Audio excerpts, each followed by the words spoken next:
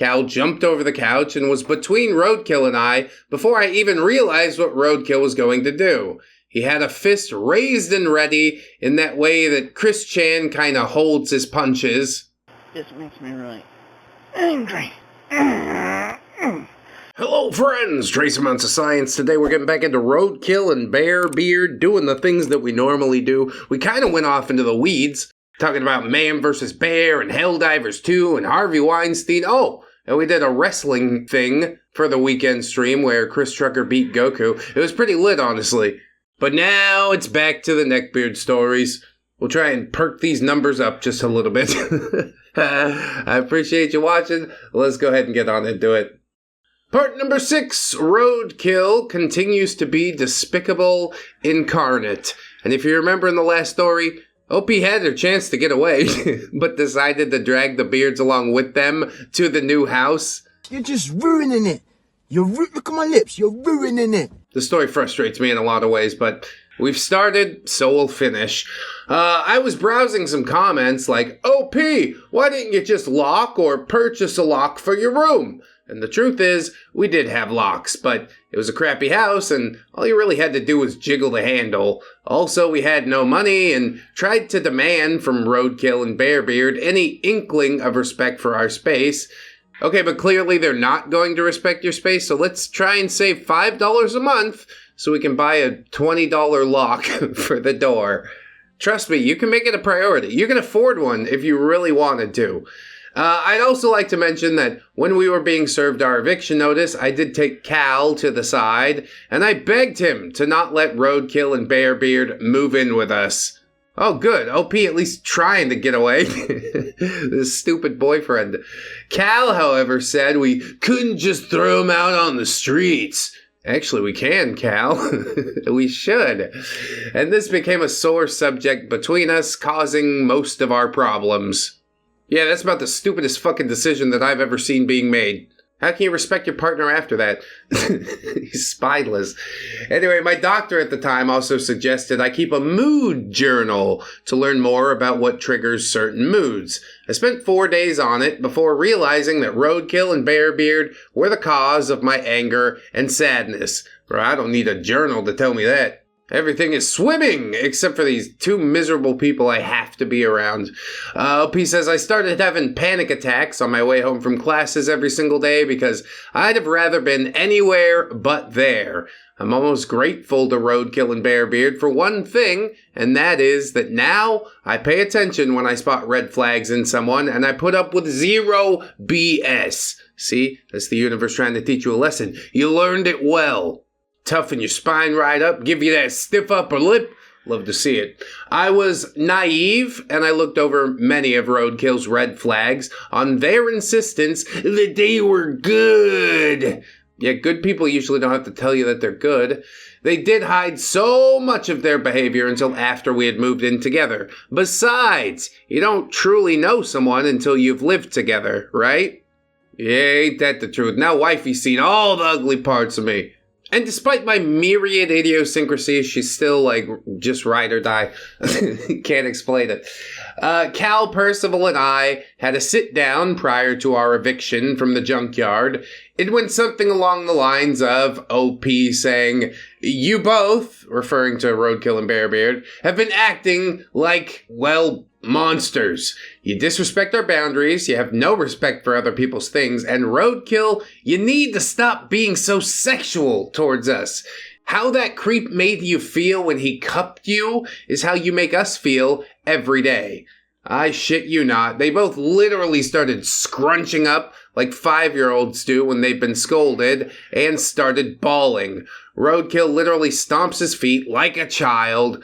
I was so taken aback that I had to literally step back because I found myself giggling at the absurdity of these two. It was unbelievable how they acted. Yes, because people in the past have let them get away with things when they take these actions. And something tells me, I don't know, just a theory, something tells me that you're going to reinforce that theory. They start crying and you back down. Whether that's due to sympathy or a giggling fit, it doesn't really matter. Anyway, Cal stepped forward and continued what I had been trying to say, and you need to grow up. You act like actual children. No, but literally, though. Bearbeard replied, "You're just projecting your issues on us. Stop being so mean to Roadkill. He has trouble expressing himself. You're all just targeting him." While Roadkill was scream-crying like a man-child and still stomping his overgrown feet into the ground like an entitled 5-year-old. Did nobody grab him by the shoulders and shake him, be like, "Hey, shut the fuck up!" Grow the fuck up. You're not children anymore. He'll snap out of it. It was so appalling in a hilarious way and also in a sad way. This Neanderthal was going nuclear. Bearbeard and OP started a screaming match at each other, both trying to be heard over Roadkill's meltdown. OP says, "This is exactly what I'm talking about. This is ridiculous. He can't act like this. Doesn't his aggression bother you? Neither of us want him talking to me." I guess us is Cal and OP. Bearbeard says, "That's just how he expresses love. Y'all are being so mean to him." Percival, "Everyone needs to calm the F down." "Well, it's either that or I start swinging on you." Everyone did stop, but we were all overwhelmed by the Fed aura in the room. We were metaphorically at each other's throats. Percival insisted that we each take a turn and say our piece. Cal, Percival, and I all expressed that we didn't want to have any kind of relationship with Roadkill, mostly over his outbursts and comments. On the outside, Roadkill and Bearbeard received this news well.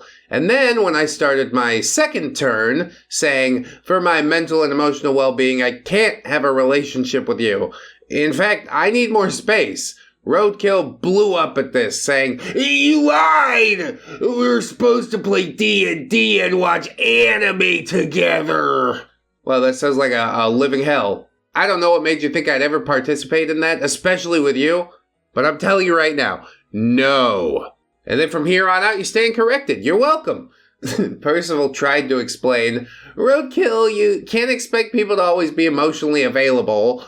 Roadkill took his car keys and stormed out of the house, taking his junk mobile for a wild ride down that one road that our town had, which was, of course, the highway. You know, Roadkill's probably a little tired after his tantrum. He should try laying down on the highway. And that's really all Cal or I remember about that gem. I feel like we blocked a lot of it out just to avoid dealing with it. You, OP, not dealing with your problems? Couldn't be. Roadkill's vehicle had been gifted to him by his dad just before the fight. It was a white SUV with brown discoloration on the outside because it had never seen water or soap, much like Roadkill. Is it rust or is it just dirt? Because both are fixable, but one's relatively easier to fix, whatever. The inside had already been trashed by mounds of fast food bags and half-eaten cheeseburgers stomped down to make room for their feet. Empty fast food bags? I believe it 100%. Half-eaten cheeseburgers? Nah, not these two. Every cheeseburger is completely consumed and I would put money on it. We got evicted over New Year's, so now it's January. We started this saga in May the year prior, so it's been roughly 9 months. Yeah, 9 months of bullshit. You didn't take your chance to escape. That's a tough pill to swallow. Moving into the new place went smoothly. It was like a pleasant break from the usual crap.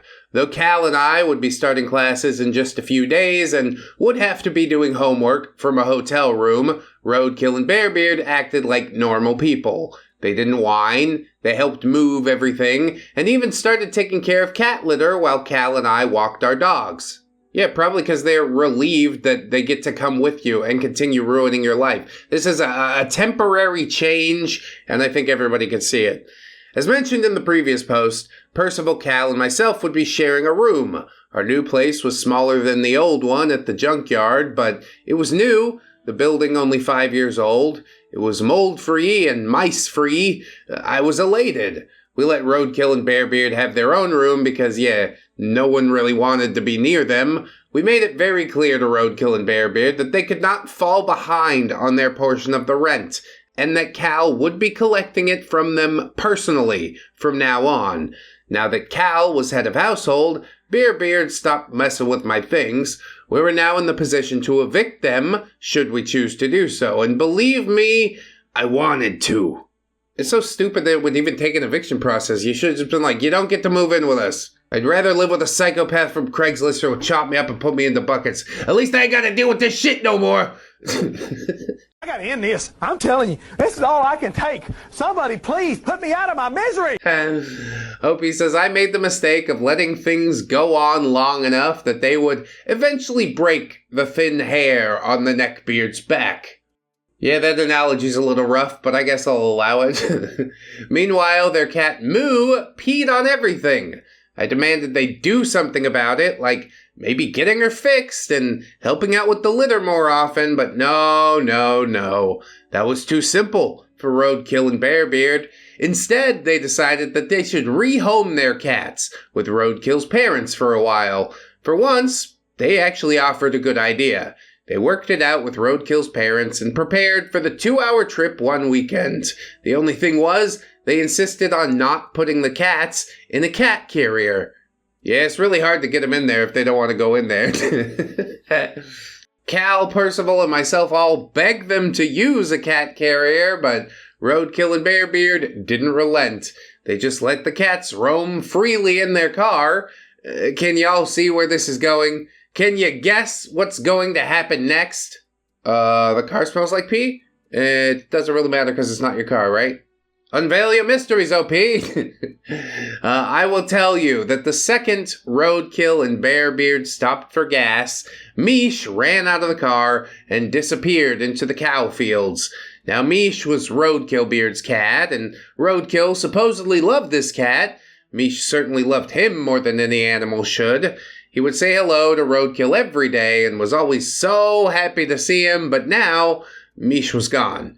Roadkill and Bearbeard spent about 30 minutes looking for him before just giving up. Yeah, it's a half hour. I got other stuff to do. He hated the responsibility all along. That cat probably is living a better life out there in the field. Roadkillbeard then called Cal, sobbing, but Cal had no sympathy for him, as he warned him this might happen if they just let the cats roam around in the car. Roadkill and Bearbeard made it to Roadkill's parents' house and handed over Moo, who was indeed Mishless. Yeah, they're not gonna find their way home like a dog, neither. Cats are just like, I'll find somewhere else to live. This person fed me, I guess I live here now. Cal and I left Percival at the house and drove the hour to where Roadkill and Bearbeard had lost Mish as soon as Roadkill called us. We returned almost every day after school for a week. Roadkill and Bearbeard didn't join us. They dropped Moo off, and then Roadkill isolated himself in his room. Cal and I never found Mish, and I started telling Roadkill that he needed to make missing posters. He thought it was a great idea, and I thought that was the end of it. But oh no. No. Roadkill was simply too heartbroken to even lift a finger. I was livid to find him texting me during one of my classes the following week. Hey, can you make missing posters or print them off for me at the campus library if I send you a picture of Mish? Yeah, like I totally give a shit about this thing, but not enough to actually do anything about it. I'll just ask somebody else to do it for me. Oh my god. Nobody here seems able to make life happen for themselves, and at least this time it's the beard instead of OP.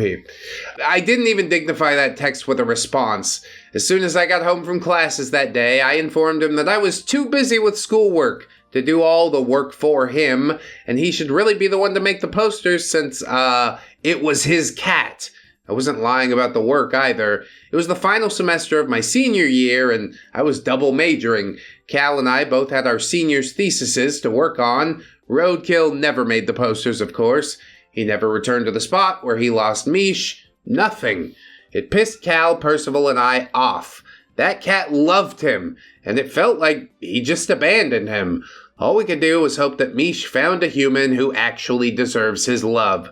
None of us were interacting with Roadkill anymore, unless we had to, so Roadkill and Bearbeard just started staying up all night, trashing the living room and sleeping all day in order to avoid us.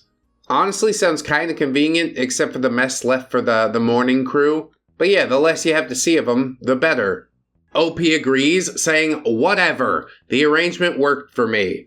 It wouldn't be until March, 2 months after Roadkill lost Mish, the tensions would settle down long enough for all of us to semi-get along. Of course, any peace between our rival groups would be short-lived.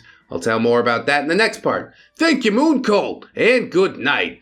And thank you, Moonhorse, for the wonderful videos that you made once upon a time. Edit. Percival remembered some key dialogue. Hell yeah. The truth is that a cat was too much responsibility for a couple of beards to take care of, let alone 2 cats. They can't even take care of themselves. How can you trust them with the life of a sentient animal? You can't, is the answer. Like I said, as soon as the cat took off, it's probably living a better life out there somewhere. Even if it is stuck in the field, just chasing mice around. Isn't that better than being cooped up in an apartment? Or a junkyard house? Whatever. I'm not surprised at all that Roadkill didn't try and go and get the cat back. Because deep down in his heart, he knows the truth as well. He wasn't ready for all this. Although I don't think he did the right thing because he wanted to do the right thing. It was just sort of out of laziness and happenstance. But whatever, we take those. Let's move on into the next part and see how that goes. Part number 7, the Stank Cave. Ew, wow, yeah, great. We've talked a lot about stank caves on the channel before.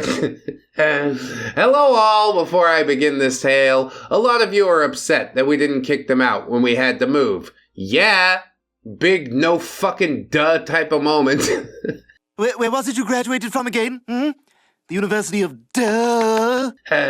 OP says, we aren't here for your sympathy. This happened a while ago now, and things are so much better. We're sharing this story with y'all because we felt like we needed to get it off our chest. And who better to share this neckbeard tale with than your local unicorn? I also feel like I mentioned it somewhere, but let me be clear. We begged Cal to kick them out.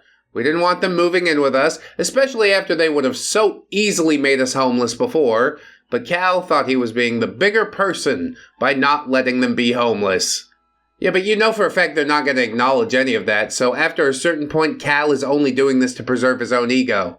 Aren't I a generous individual, putting all of my roommates' livelihood in the balance because of these 2 fucking idiots? And to that I say no. No indeed. It doesn't make you a generous person, it makes you more stupid than them. And nobody wants to hear that, but I'm going to keep it real with you. Anyway, OP says we fought about it a lot, and our relationship at that time was very strained. Now we were in a position where they had no power over the household, and dear gods, we should have gone no contact. We were naive, though, and Cal thought that he was doing the right thing at that time. How? How did he think that was the right thing to do? You examine it for more than 10 seconds, and you realize that you've made the living situation more precarious. Because you don't want to be mean? Pathetic. Grab your balls. So it should be made known that the previous tenant of our new cottage had left some things behind. This would include a lizard's glass tank and a giant beanbag. This is important for later. Yeah, if you show a gun on the first act, you gotta shoot somebody by the third one or something. You've fucked up the formatting again, so we'll fix that one for you. That's alrighty, Roo. So after getting settled into the new place, and after Roadkill lost Mish, Roadkill and Bearbeard would stay up all night in the living room with the TV turned up. They would leave their garbage everywhere. Percival and I got up every morning and cleaned up after them. We got sick of this real quick and often mentioned it to them, but they were refusing to hear us. Like after the fight and everything, they were no longer interested in hearing us out, no matter the subject. Yeah, I don't think the other person's interest really matters all that much. If you're not paying attention, I'll twist your arm until you are paying attention. You see this eviction notice? Next time the living room's fucked up when I wake up, I'm gonna serve it to you. Maybe we struggle a little bit harder on rent with the loss of these 2 do-nothings. But it's all worth it when you wake up to a clean living room, isn't it? I'm seriously asking, I don't remember. There's no way I can serve eviction notices to my children. Anyway, one day Percival and I were sitting in the living room and decided that now was a good time to confront Roadkill. Bearbeard did at least a few chores every week, while Roadkill did nothing. We mentioned this to him, and I got heated up and claimed that he was lazy. He was very offended at this. I went so far as to say that he has never, even once, swept the floor. At this, Roadkill picked up the broom, as if to show us that he could sweep the floor. He swept maybe like 2 feet of space at his feet, didn't put it in the dustpan, and instead threw the broom onto the floor going, "No! I'm not gonna do this! How dare y'all accuse me of being lazy when I work most of the night!" Wow, yeah, you've really proven your point here. That'll show me. At this, Percival got mad and spoke up, "Dude, it's true. You do nothing except trash the living room, and we're getting real sick of picking up after you and Bearbeard. Just don't even worry about it. I'll do it," Percival said sternly, picking up the broom and beginning to sweep. Roadkill didn't say anything. He just went out back and smoked a cigarette. See, the whole problem is this, passive-aggressive, I want you to do it, but if you don't do it, then I'll do it. Then, of course, he's not going to do it. Does that make any sense? After this, I stopped cleaning up after them. Well, good for you, OP. Only one in this house determined to see anything change. And indeed, nothing changed, y'all. Can you believe it? So Percival and I started to enact some petty revenge. Anytime they left trash out in the living room, we would pick it all up and dump it on the beanbag in their room. Though this didn't last long, as the smell from Roadkill and Bearbeard's room became so unbearable that I was actually sick. Not even skunk spray had made me gag like this. The stench was indescribable. Oh, come on, at least try. The closest smell I could think of would be soiled, sweaty gym clothes in the sun, like unwashed taint and old Cheetos. Yes, what a melange. It stings the nostrils. Although the corny, cheesy aftertaste might be sort of pleasant to some people. r/Neckbeard Nests has nothing on these two. Roadkill and Bearbeard left out every dirty dish, every bit of half-eaten food, and dirty clothes all over their floor. There were boxes, fast food boxes, which is a different type of box. And to everyone's horror, they even left boogers on the wall, though we wouldn't discover this until after. It is seriously suspended adolescence. When I was 6 or 7 years old, I used to wipe my boogers on the side of the bed. One day my dad pulled the bed out. He got so mad. I had to get some soap and water and scrub all my nose goblins off the wall. But it left an imprint. Still remember it to this day. Anyway, Moo had started using the lizard tank that I mentioned earlier as a litter box, and they didn't ever clean it. Ugh. Is it just like a glass tank filled with cat pee and poo? There's no fixing that. You have to burn it now. Roadkill and Bearbeard would leave their toys, intimate toys, out in the open, and they managed to turn their entire bedroom into one giant stinky nest. Even worse, they bought a heater to put in their room, and they left it on all of the time, and of course, with all the trash in there, it was a serious fire hazard. I mean, even if it doesn't light anything on fire, it's going to heat up all the stink, and the stink is going to float to the roof. Pretty soon the whole house is going to smell like a lizard tank filled with cat piss and shit. Is this what you signed up for, Cal? Aren't you glad that you're just so nice? Percival and I would check their room and turn the heater off after they left. The heat that thing produced really only made their room smell even worse. Saw that one coming.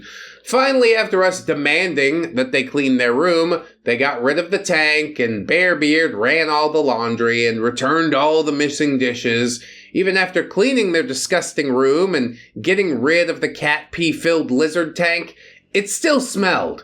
It had to be the beanbag. They bragged about doing it on top of it, or maybe it was the chicken gut-covered clothing from Roadkill's job at the factory. They would wash their clothes, and yet would walk out of their room, still smelly. It was so hard to be around them at some points that we had to make mental notes to sit away from them. I have to assume that OP addressed it at some point. They've been pretty good at addressing other things, but so help me God, if this is a passive-aggressive thing and you're letting your roommates leave the house stinking without letting them know how bad they're stinking, that's a disservice. Although, I guess you really don't owe them anything. How about you're still lucky to fucking be here? Anyway, Bearbeard and I just didn't talk to each other. Percival accidentally got sucked into this game that no one wanted to play, and his role was mediator, as usual it seems. But anytime Percival made good points to Roadkill or offered him real advice, Roadkill would just get mad and claim that he was siding with us. Yes, you mean the rational side? That is my side, as a matter of fact. I would not give in to the same lunacy that you do. There was a brief period just before the end where Roadkill and I kind of started getting along. And by that, I mean we started watching anime together because I thought it would end his negging and whining that I'm never around him anymore. We got into an anime called Code Geass, and it wasn't that bad. Geass? Is it like from Wisconsin or something? Oh, golly. That's one of my favorite animals. Roadkill was being respectful of my boundaries until one night we were watching anime, and so far, everything seemed normal. Yeah, except for the anime. We were just quietly watching, and then I felt it. A finger wiggling close to my hand. Oh, he wants to play a little bit of wiggle worm, does he? I turned to look at him because he had moved his hand into mine, grabbing me in a clasp. He had his eyes closed, his lips puckered out as far as he could manage, hard leaning in for a kiss.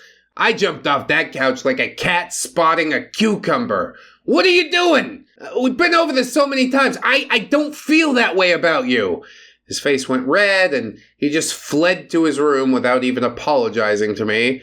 When I told Cal about it later, he was very upset. And he promised that he would talk to them about starting to find another place to live.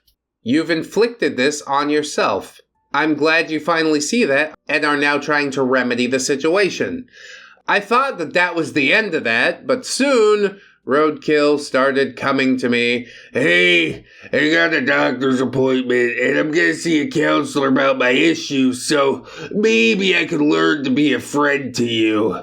I congratulated him on getting help. Though, after his first counselor's visit, he started on about how, you should join me in therapy so we can work out our differences. I still feel the same about you, and I don't want our relationship to end. What are you talking about? OP says, I'm not dating you. Do you understand that? Group counseling is for couples. And besides, I don't think my insurance will cover it. He threw a fit. You won't even try! I can't believe you don't care! You should do this for me! He sobbed. Even Bearbeard was getting sick of this discordant song. He began to be short with Roadkill, and Roadkill started to belittle him. He would call Bearbeard an artard, and he would say, Stay out of it, honey. You don't know what you're talking about. I honestly have no idea why Bearbeard put up with it. Low self-esteem, probably. Mostly. You were absolutely right. They feed off each other, creating the perfect shitstorm. The next part will be the finale. Thank you so much for listening, and again, thank you to Moonhorse for producing so many wonderful videos. Yeah, Moonhorse pretty cool guy. Roadkillbeard is not, however. I sort of understand the laziness aspect of it. Like, I don't think I've swept the floor more than like 10 times in my whole life. Somehow the floor is always clean, though. But if you're really going to be that lazy person, then just lean in. Don't pretend that you're something you're not, and people will respect you more for it. Or maybe not respect you, but at least throw their hands up and be like, well, he's not going to budge on that. He doesn't like to sweep the floor. What am I going to do? As far as therapy goes, yeah, it's great that he's getting it, but I don't think he's applying it. This is performative therapy. Also, OP will give him a chance. We will get into the finale. Why not? There's probably going to be one more episode even after that because there's like an update and some special stories. This way I can do them if I feel like, or not do them if I don't feel like, depending on how all this ends. So let's get over there and check it out. The finale! Roadkillbeard finally snaps with like a mind-blown emoji. And you know the thing that blows my mind the most? You fucked up the formatting again. Yeah, he's done it again. He's done it again. That is a fact. Little bastard. It's fine. It's normal and fine, okay? OP says, Moonhorse almost blew this case wide open. He's been right about every detail of commentary except for one. Bearbeard has not left Roadkill, to my knowledge. That Musk was just too much, and we regret not having been able to convince him that Roadkill was being a bad partner. Maybe not maltreating physically, but the psychological wounds have to run deep. As far as we know, they live in a carpeted house with their pissant cat, but we're getting ahead of ourselves. This is the breaking point for certain with them, the final hair on the Neckbeard's back. Well, good riddance to bad rubbish. OP says it all began when I saw an ad for a dating app. Though it offered features for young people, pro-LGBTQ+, to just look for friends, it's hard to make friends as a young adult in a small town in a pandemic. OP had made an error in the very first post, in that the dates are wrong. Instead of 2018 to 2020, it was May 2019 to June of 2020 that we were all living together. Okay, glad we cleared that one up. So I downloaded this app and excitedly talked about its features, options, and about how it's not just for dating. It's LGBTQ+ positive, etc. Cal and Percival seemed interested. At the time, Roadkill was in the living room, quietly listening. After a few moments of skulking in the corner, he spoke up and said, "Oh yeah? Maybe I should get that app too, so I can find someone beautiful like you guys to be my friends." Maybe more. Yeah, I just want to be friends. Unless... Who's buying this? I don't think I've ever met an actual friend through an app. Unless it's the YouTube comment section. There's some pretty cool people down there. But yeah, that's it. Sole exception. I was repulsed at the thought of seeing Roadkill's sweaty profile picture on the app that I frequent as a means to escape from the thoughts of life with he and Bearbeard. Cal and I both asked him kindly to get any other social media app on the market, except for that one. What are you, fucking shareholders? No! You can't restrict people from downloading a thing that they want to download. If you really didn't want them on there, maybe you should have told them about it. Again. Duh! We conceded that we couldn't stop him after some of his childish huffing and ranting, and told him to please just not friend us or to like our profiles if he did, and we thought that that was that. You're like handing him an instructional manual on how to push your buttons, you know that? The following day, Percival and I were talking about the app in the living room. What is the fucking app? Is this Meow Meow Beans? Bixel and I would like to introduce you to a little app called Meow Meow Beans. Cal was in the kitchen, and Roadkill entered from his room with a big smile on his face. I joined that app y'all were talking about. OP, what? Are you kidding? Dude, yesterday we asked you not to join it, and if you did, to not friend us. Percival, me either, please. If it's okay with you, we'd like to keep our profiles private. You see, we'd blocked Roadkill from texting us. He was bad-mouthing us on social media, so we blocked him from seeing our accounts on those platforms as well. Honestly, what kind of following does Roadkill have on social media? Oh no, those 10 people that read his posts are going to think that I'm totally dumb or something. Who cares? Roadkill's face scrunched up in that way that it does before he starts bawling. But why? I just want to be able to talk to you. Yeah, thanks but no thanks. OP, we do not want to talk to you. You're forcing yourself into a friendship with us, and we just need some distance. Cal, oh, we specifically said we don't want to be associated with you in that capacity. We need privacy, and it feels like you don't care about how we feel. We just aren't comfortable with speaking to you outside of in person right now. Not a bad strategy. People fly off the handle a lot more in text. OP says, we're just trying to get some space, and we need that for right now.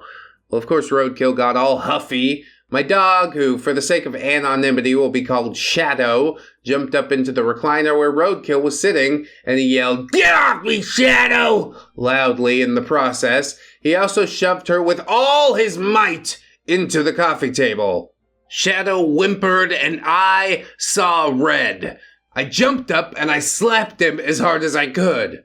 I think most people would if he powerbombed your dog through a coffee table. The dog is just trying to diffuse tension, don't you see? OP says, how dare you? Don't ever touch my dog again. You hurt and mistreat animals, and that is so shit. I will end you if you ever touch her again. Which might have been too far, but I love that dog. Raised her from puppyhood. It might sound dumb, but she is my child. I was raised in a setting where parents would swear jail time and death if someone ever touched their child. This was a matter of protecting things that had our hearts, no matter the consequences. I would risk assault to protect her, though I wouldn't have to. I mean, I'd like to say people are way too overprotective and love their animals too much, but in this case, I can see it. Would I hurt somebody over an animal that I was sworn to protect objectively? Yes. Reliably? Yes. Another thing with some exceptional reliability is OP messing up the formatting again. Here we go. Roadkill scrunched his face in anger this time and balled up his fist and raised it like he was going to punch me directly in the face. Cal jumped over the couch and was between Roadkill and I before I even realized what Roadkill was going to do. He had a fist raised and ready in that way that Chris Chan kind of holds his punches. Yeah, like an idiot man-child that doesn't actually know how to throw a punch. This makes me really angry. But still good, I'm glad Cal was there. We need some W's out of that guy. So yes, Roadkill, the 6-foot-something, 300-pound beast, was ready to deck me after I slapped him for hurting my dog. I mean, I'm personally not going to sign off on men hitting women. Some people might argue equal rights, equal fights. Some people might argue that you started the physical violence and weren't ready for the repercussions. Some people might say that, but definitely not me, though. Roadkill, how dare you? I love that dog. I never do anything to hurt her, he screamed. OP counters with, you just shoved her, dude. She whimpered. How dare you? Cal had grabbed Roadkill's shirt collar after his leap over the couch and backed him up against the door to the stank cave, looking pissed off and ready to fight. Cal, if I ever see you even think about raising a fist to my partner again, I will not hesitate to beat your ass into the ground. You need to pack your things, stop sitting on your ass, and get out. You got a week to find a new place before we toss all your shit into the driveway. Oh, that's what it takes, huh? Finally found your balls, did ya? Proud of you. Bearbeard began wailing, like gross sobbing from inside the stank cave. We're gonna be homeless! Why would you do this to us? Oh! He repeated those two sentences over and over until his words became unintelligible. Yeah, sure. Waste the whole week crying about how you only have a week. Roadkill. We'll tell the landlord we've been living here, so it'll be a violation of your lease, and you'll be homeless. Cal called them on their BS, saying, do it. I'll call him right now. Tell him I got 2 squatters here. It'll be our word against yours. Of course, they didn't have the balls to retaliate. They threatened a few other things, lost to time, and then they began backpedaling and begging, of course. Roadkill, can't you give us 2 weeks? Can you help us pack? No, absolutely not. Can OP format the post correctly? Also no, absolutely not. Cal just shook his head and had to comfort me as I cried into his arms, my dog at my side, just fine and pressing herself against me in worry. I gave her lots of pets and treats that day. You crying over the dog? The dog's not dead. It's just fine. But I am glad the dog got treats, though. Every good dog deserves a treat. Like I said, she was just trying to defuse the situation. Threw herself into the crossfire like a good, loyal hound. Anyway, Roadkill finally conceded, and him and Bearbeard cried loudly in their room for the rest of the afternoon. Percival and I avoided them, but they would corner Percival when Cal and I weren't around. They tried to gaslight him by telling him that, we thought he was awful. They begged him to go with them on the move. They tried to tell him that he'd be so much better off.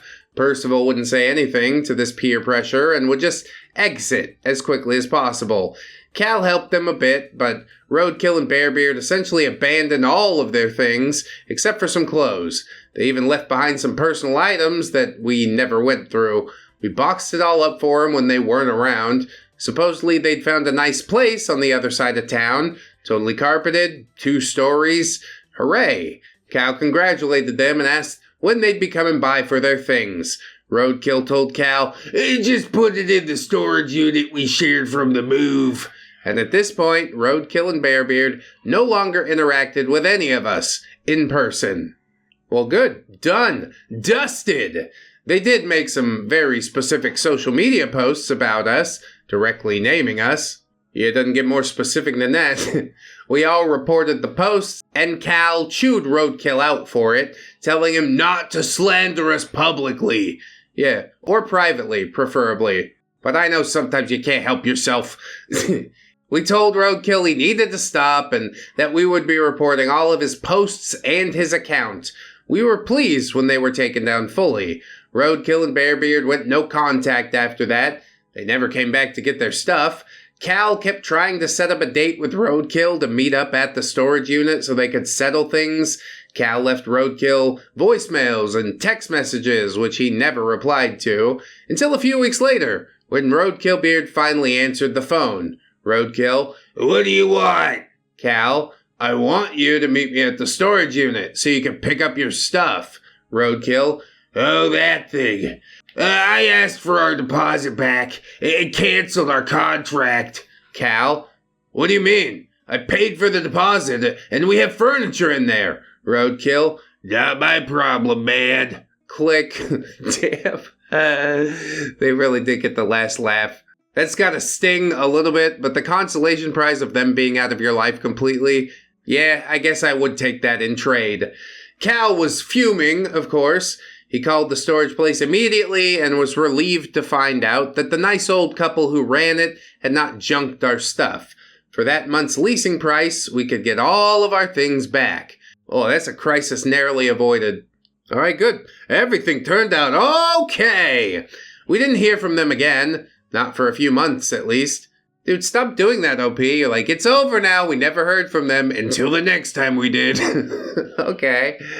You see, Percival, Cal, and I had all moved states. We left the house just a few months after we kicked them out. We got rid of all the things they abandoned. This would just so happen to be the time that Roadkill calls, asking for some of their old things. Cal laughed and told Roadkill to check the local junkyard. Yeah, they probably didn't have anything that was worth keeping anyways. That's the end of Roadkill and Bearbeard. As far as we know, they still live in that carpeted house with their piss-happy cat. We, meanwhile, are working on ourselves in this new state far, far away from the deep crap pit that orbits those two. TLDR, my Neckbeard roommate finally snapped and hurt my dog because I didn't want to friend him on social media. Yeah, this situation really got out of hand, didn't it? I guess that's just what happens when you deal with man babies. I'm pretty sure wherever they move to, they're going to turn that into a crap pile. And yeah, maybe this was the sacrifice that the dog made. It had this grand plan to get Roadkill out of the house. Self-sacrificing as always. Man's best friend. It's Big Brain Plays. I hope you enjoyed the saga, friends. If you did, like, comment, subscribe on the video. Check out the Patreon. I appreciate you. We also got YouTube memberships if you wanted to sign up. And I know you do. Somewhere deep down in there. I know you do. If you can't afford to do it, though, that's cool. You watched the video this far. What else can I ask? Except that you remember that you are loved, you are worthy, you definitely deserve it, and I shall see you in the next one. So until then, bye-bye.